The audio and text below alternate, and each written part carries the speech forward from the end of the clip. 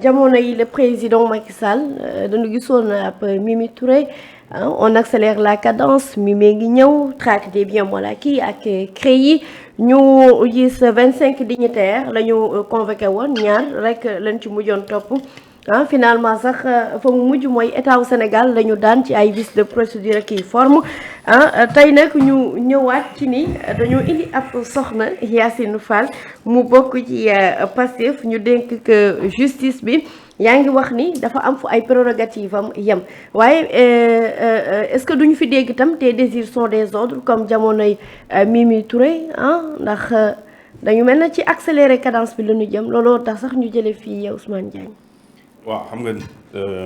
benn. dafa am li ma waxoon sànq par exemple tey xam nga kii di ministre moom bëgg-bëgg président mun na ko nekk di ko doxal bëgg-bëgg gouvernement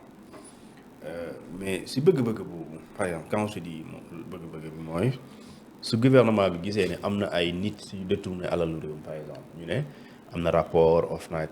am na rapport IGE am rapport IGF et cetera wala gis nañ daal ay audit interne yu wane ne ñi jiite woon wala ku jiite woon gox bi wala structure bi def na détournement blanchiment des capitaux wala def na lu ñu tuddee escroquerie wala whatever def na dara soo ko yóbbee ci yoon par exemple xam nga foofu yaay différence mooy bëgg a yóbbu nit ki parce que da nga ko bëgg a faagagal ak yóbbu ko parce que daa def bu dee da nga ko yóbbu parce que daa def le juge bi n'a pas le choix moom tamit il est obligé ku def kay da nga koy tëj ku def da nga koy daan même bu dee politique ci politique la jógee parce que Diomaye man gëm naa ne am na ay rapports yu muy jot gëm naa ne am na rapport yu mu fekk ci réew mi am na rapport OFNAC yu ñu bind la Cour des comptes bind fii lii mu tudd sax Covid 19. waaw léegi rapport boobu nu mu def ba yegg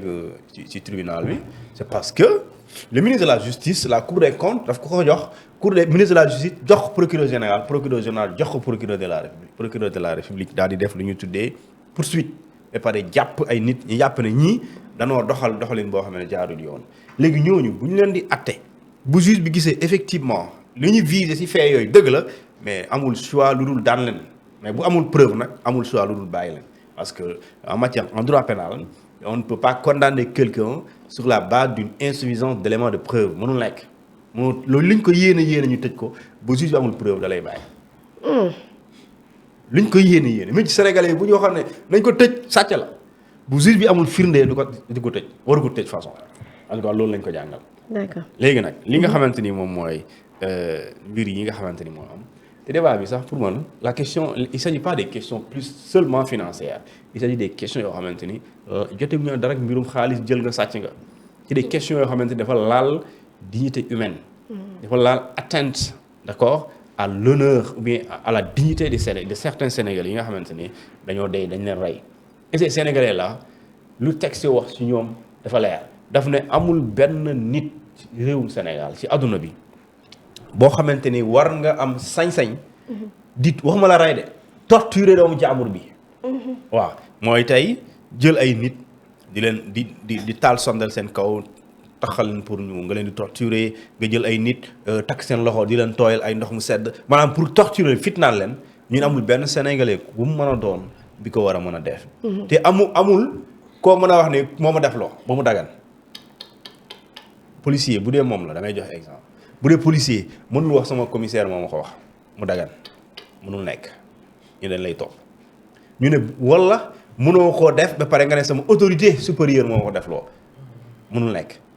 mënoo wax président moo ñu jox ordre bi mënul nekk amul koy teg ci table bi nga ne kii moo ñu wax ñu def ko ba pare ñu ne la situation sax mënul xew ba nga ne dagan na situation dañu ne situation exceptionnelle mooy réew bu nee ba lépp jaxasoo te loolu man maa ko wax am na ñoo xam ne dinañ ko jéem a weddi mesure exceptionnelle dañ ne mënul nekk et ça c'est l'article 295 tiré 1 ñu ne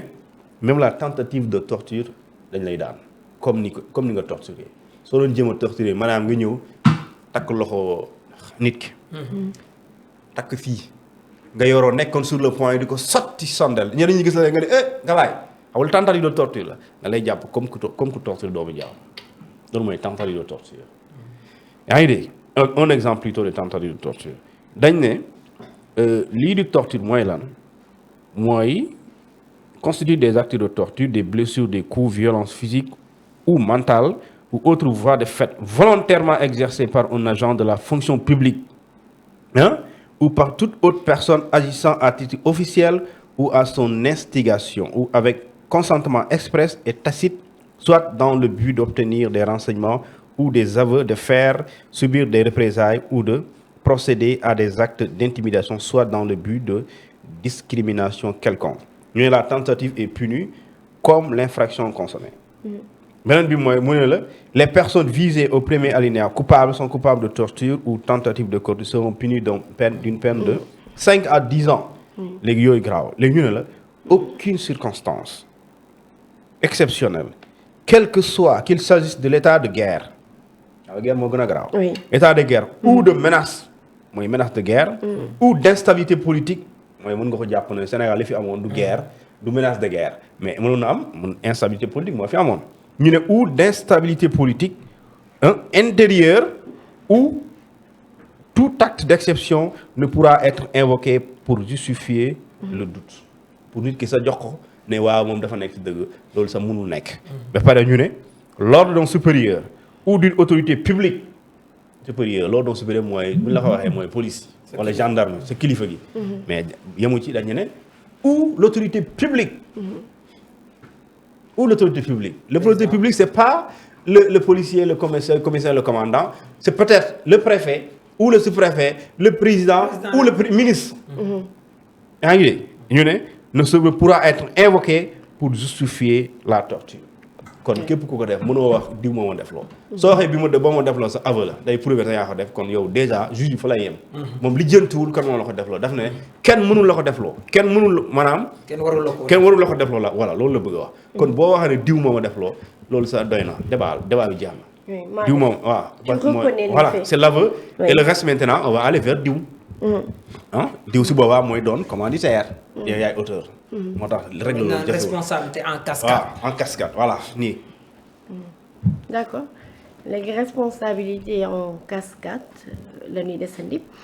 gestion des événements politiques yi amoon ci jamonoy 2021 ba 2024 di ay dossiers yu sénégalais yu bëri rek yàkkamti ñu indi ko te ko ci table bi dañu cee nemmeeku plus de 80 doomu Sénégal yu ñàkk seen bakkan ay torture yu ci am ay arrestation itam yoo xam ni jaarul woon ci yoon loolu yëpp nag ñuy wax ni dafa jot nag dossier yooyu ñu évacuer ko une bonne fois pour toutes mais ci boobu les gestions ñu siy njort ni implication du président Macky Sall ancien ministre de l'Intérieur Antoine Félix Diome ancien ministre de la Justice